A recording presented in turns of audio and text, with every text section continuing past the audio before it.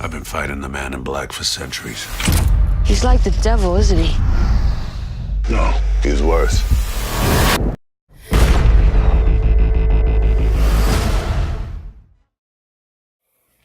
Thank you for joining us for another Movie Lingo discussion. I'm Eddie Lingo. I'm Kumar. And today we're going to be talking about Stephen King's The Dark Tower. If you haven't seen this movie, please turn it off because we will be going into it in depth. Spoilers, all that good stuff. Also, you can watch the Movie Lingo Minute if you're deciding if you want to see it or not. All right, so The Dark Tower starring Idris Elba and Matthew McConaughey, which is a good way to start. Stephen King novel. I forgot the overall series, but it's based off of 9 books. The Dark Tower is book number 4. And basically, the Dark Tower is the one thing existing between worlds that is protecting all worlds from destruction and demons and evil. Matthew McConaughey plays Walter, the Dark Lord or whatever he is. Devil shit. Yeah. I don't know. Fucking Voldemort. And his goal is to destroy this Dark Tower. Idris Elba plays what they call the Gunslinger, who is basically there to protect the Dark Tower and stop and save all worlds. And there we have our movie. Actually, a little bit more into the movie is that this kid that has this connection to that. The whole universe. The whole universe. World. He's seeing it. He's drawing pictures. Ends up playing a pivotal role. And then both characters end up finding themselves either working with this kid or after this kid. And there you have your movie. All right. So, without going too deep, how'd you feel about it? I mean, we saw the one trailer in the theater, but I didn't see the long one. So, I went in just like, oh yeah, I'm gonna be excited for it, yeah, because I seen the trailer and it's like action packed and all that. So, walked in and it was pretty damn good. Like the way the story sets up, it just kind of draws me in. I don't know. I had a little personal connection for some reason. I don't know. It kind of just made me feel deep. That's about pretty. it. I mean, when you say you have a personal connection, you can't follow up with I don't know. Like, where did it touch you? What made Just it? the kid aspect of it. I Okay. don't know. It's just like it just felt. So you adapted to the kid. Yeah, so like sometimes a lot of people don't listen to you, they don't believe you, some shit. Okay, I I've feel been you. there, you know. All right, I can see that.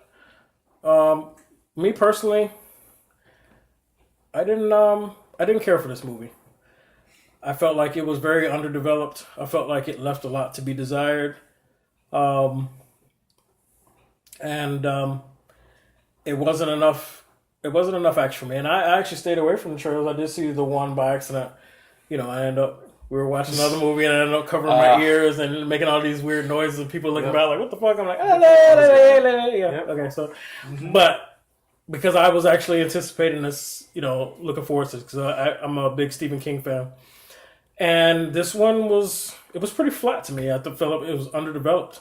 So let's just get right into those talking points. Because you felt the connection to the kid and you liked the movie, you thought they delivered action. I felt like they wasted a lot of time building up something that still didn't really explain anything or give us anything.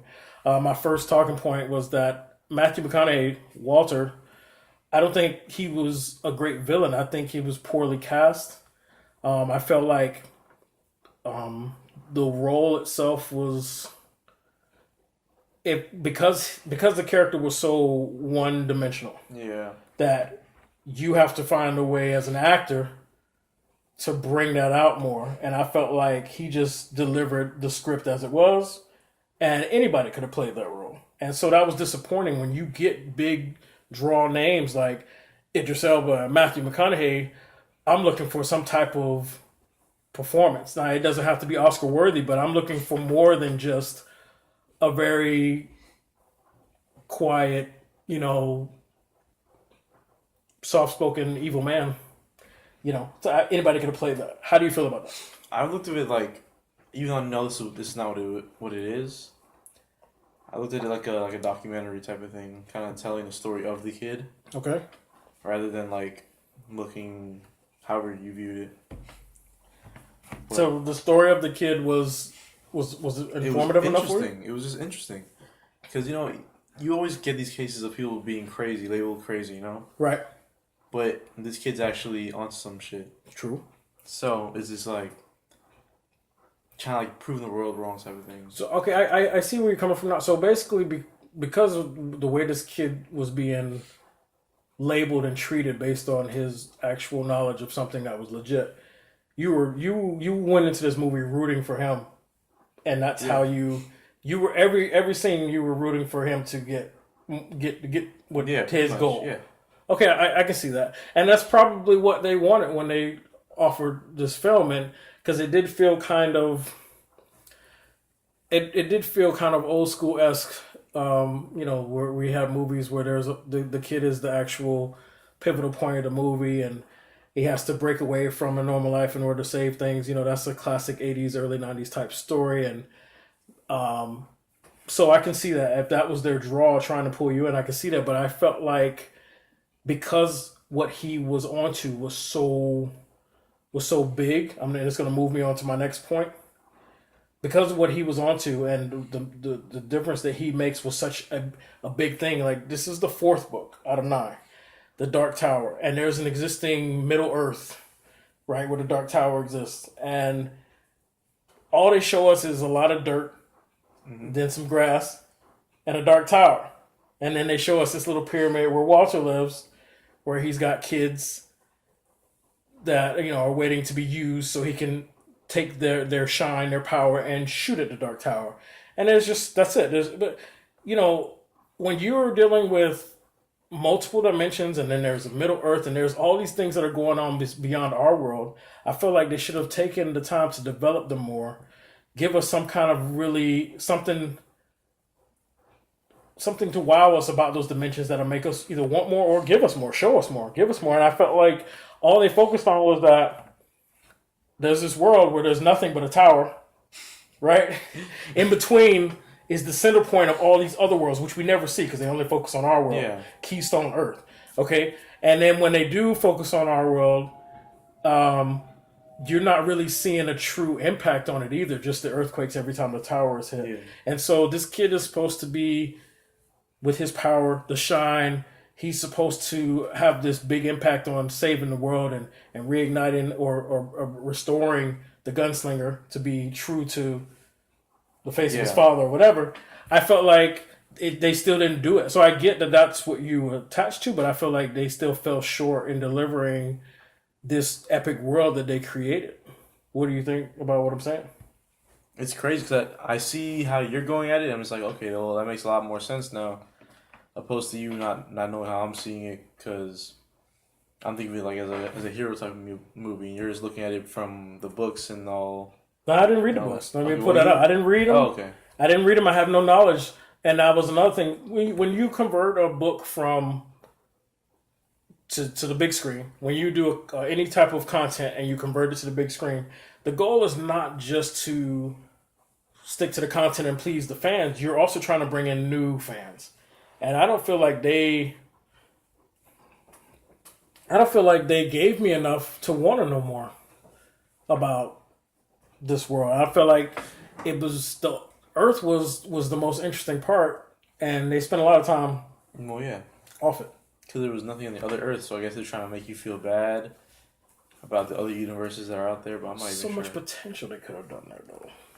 But I didn't mean to cut you off. You were saying, go ahead. I already forgot now. All right. My bad. You were so deep into your facts. It's just there are movies that are made under multiple books that still give you so much more, and I felt like Middle Earth was just so dull, so flat. Another thing that bothered me about this movie is Walter's power. Yeah, you kept speaking about that. I did. I felt like he should have. I felt like he can command anybody except for the kid that had the shine and the gunslinger and the gunslinger Idris Elba. They weren't infected by him, but anybody else, if he spoke to them, they did whatever. He can talk them into killing themselves. He can talk them into shooting somebody. He can talk them into doing anything. So with that, I don't understand why his plan was taking so long to fully execute. He had, in my opinion, the ultimate power, and I felt like the writers wrote themselves into a spot where they really didn't know how to stop him. He shouldn't have had such a hard time executing his plan because he can jump to any dimension, any world, and speak to people to do what he needs. And so he could have turned hundreds of people against the kid to grab him instead of just sending 2 or 3 at a time, and then some of his goons, the people under the skin, which they didn't really go into, the furry people that were hiding under people's skin. he had the power to like you see. Did you see Jessica Jones? Yeah.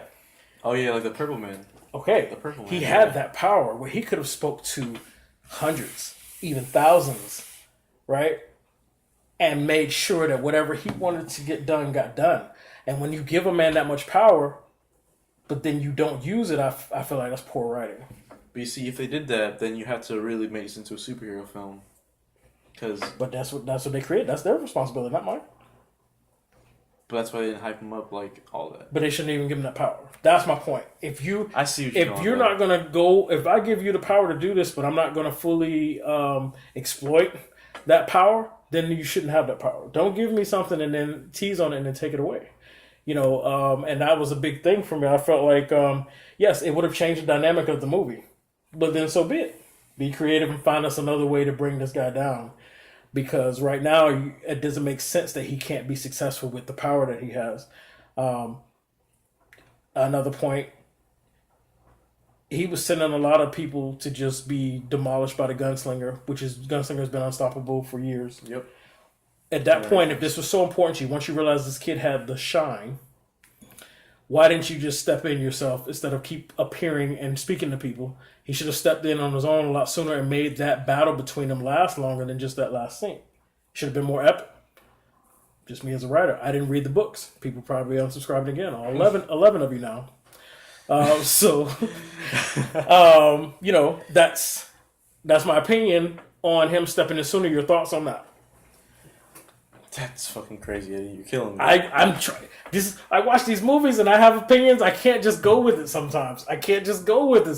So I know you like it outside of the box and all that. You're just trying to find every single complication in the story. But I'm not trying. These are just. It becomes evident. Like if you you give me a story. I need you to give me something that I can just seamlessly enjoy. That I can just seamlessly enjoy. You can't give me other stuff where it stops and I'm like, I'm not paying attention to you now because I'm thinking like, but that doesn't make any sense. You could just do A, B, and C. Or why didn't you just do this? You have to give me something that you're answering my questions. You're leaving no wonder and I'm just like drawn in and I'm fully invested. If I take a time to stop and think and then I'm missing key points because I'm thinking about a flaw in your story or an opening or a hole, I'm not looking for it. It's just there. Okay. I get you, because you're. I feel like you think I'm picking on the movie. Yeah, you kind of are. You don't see these as legit issues with the writing. No. I'm pretty okay. I didn't think about that at all. I'm pretty sure other people in the room didn't think about that. Okay. Yeah, you kind of picked on the movie. But now that I brought it to your attention, it is crazy. Now that you think that, now that you say it, this is what I want to know. Okay, so even though you didn't think about it. Or now that I'm saying it, is it changing your opinion on the movie, or are you still like you're good with it no matter what? I mean, there's no wrong answer. There's no wrong answer. When I walked out of the theater, I was pleased. Okay, now I'm asking you about right now with the stuff that I'm bringing up. Are you still pleased with this movie? Yeah, it doesn't bug me. Okay, well, that's why we mix up the panels. We got the everyday consumer, and then you got the guy who views it from a writer's standpoint, and that's what makes Movie Lingo so great. Subscribe, get us back to 12. All right, so. Then I'm not gonna get into the wardrobe issue. I'm not gonna make a long statement on it. All right, but I am gonna point out that I had an issue with the wardrobe because both out of the three main characters, the kid, Idris Elba, and Matthew McConaughey, all three of them, their wardrobe seemed like three different eras. It didn't seem to mesh. Idris Elba's wardrobe, he seemed like he was. Well, when you think about it. It does make sense because Matthew McConaughey, his character is like in every single universe. Like he knows exactly what trends are on and what's this and what's that. Okay. So he's there doing his own thing. It's kind of like earbud thong. Look at you throwing out those facts. Look at that. Okay. 25th century. Right. And then you have the Wild Wild West, freaking gunslinger, who that's how his Earth has always been. Middle Earth. Yeah, right. Middle Earth, always going to be like that, so he's not going to have fancy clothing. And then you get the boy, which is from New York. From New York, present day. Yeah. Okay, I hear you on that. Well, as far as Matthew McConaughey being like the centerpiece or being able to go to world, so he's kind of like got a neutral wardrobe. But if I'm not mistaken, did they not make his character seem like Middle Earth was his like actual place of dwelling, right there with Idris Elba? I mean, if I gotta feel, it made me feel like that's where he grew up, but he's like made it further in life type of thing. All right, you got me on that one. I love that. Love these cards. You didn't even bring in on those DC Universe Easter eggs. Dropping the names on it. Okay. All right. So, well, I don't want to pick on this movie anymore than I already have. It's pretty evident that there's nothing you can say to make him dislike it. And it's pretty evident that there's nothing you can say to make me like it. So why don't we just, unless you have another point you want to make, I'm good. then let's go ahead and rate this bad boy. What do you want first, the bad news or the good news? Well, I don't have the microphone's out of reach. I don't have my calculator. Do you have your phone on? We're gonna do this. Okay, I think we got the help. Okay, We got he's help. got that. We're gonna help. All right, good. So our producer is gonna help us with this. All right, so it doesn't matter. Do you want me to go first? Yeah, go first. Okay. So, based on everything that I just gave you guys, I felt like Matthew McConaughey didn't need to play this role. Anybody could have played this role. He didn't bring anything to the table that made you say Matthew McConaughey was in this movie. Easily forgettable. Idris Elba, definitely, no matter what you give him, he's gonna bring a part to it that's memorable, was good. But I felt like the villain was poorly cast. I felt like this whole universe, this great universe, is super underdeveloped. And they're starting in book 4, and I bet books 1 through 3 probably establishes those other worlds and the importance, and how I'm sure that more than one world is actually affected by this Dark Tower, and they probably could have made a more epic movie if they started sooner and then showed multiple universes having a kid or whatever. That I didn't read the books now, so I'm probably messing up content, but multiple universes that have a kid or somebody. Maybe they don't have the shine, but they have a role or ability that's going to help this kid. Like, I'm from Earth 3 or whatever, and I'm coming over you to Keystone Earth because I'm destined to help you stop Walter. Would have made it a lot more interesting, but they didn't give us any of that, so it was very underdeveloped, and it left a lot to be desired. And then the power that they created of this character was so great that they didn't even use it, and it disappointed me, much like the Jurassic World. If you go back and watch that review, that creature, that dinosaur that they created, it made it seem like such a super hunting, massive, unstoppable predator, and half the abilities they used to escape never got used again, and it was like non-threatening. It was just like whatever.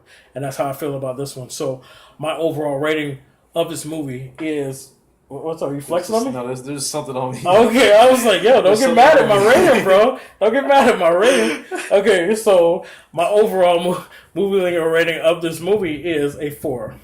Whoo!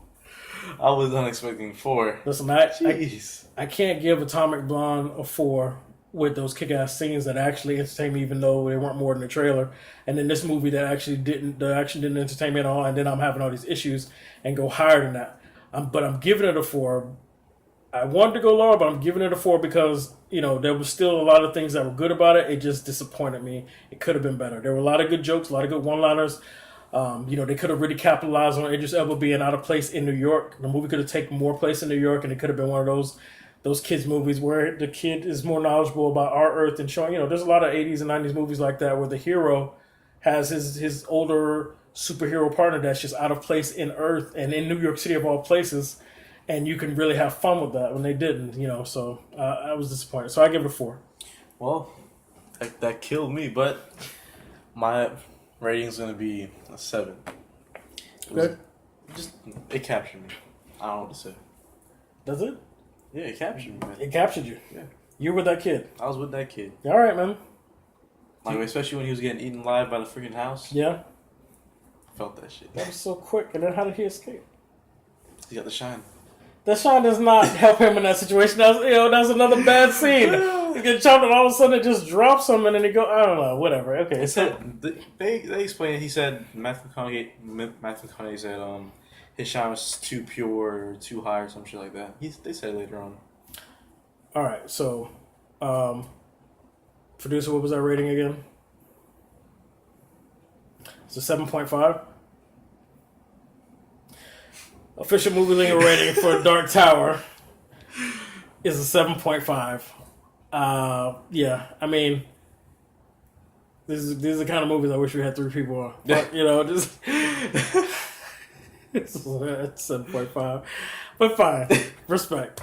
All right, so if you don't have anything else to add, I'm gonna go ahead and get out of here. Yep. And, you know, let you and your shine, since you adapted to the kid. I could feel the shine. Oh, Yeah. So 7.5 movie lingo rating on The Dark Tower. I don't think that this is going to get a sequel, so we're probably never going to find out more about this. I think it roughly edged out something with 18 million. 18 million opening weekend is something that hasn't been acceptable since like fucking 88. So yeah, if you're not bringing in at least 30, 40 million opening weekend, I doubt. But who knows? The fans may still like it, and it may DVD sales, and who knows? We may get a sequel. But I want to thank you for joining us for another Movie Lingo discussion. I'm Eddie Lingo. And I'm Kumar. And we'll see you on the next one. I do not kill with my gun.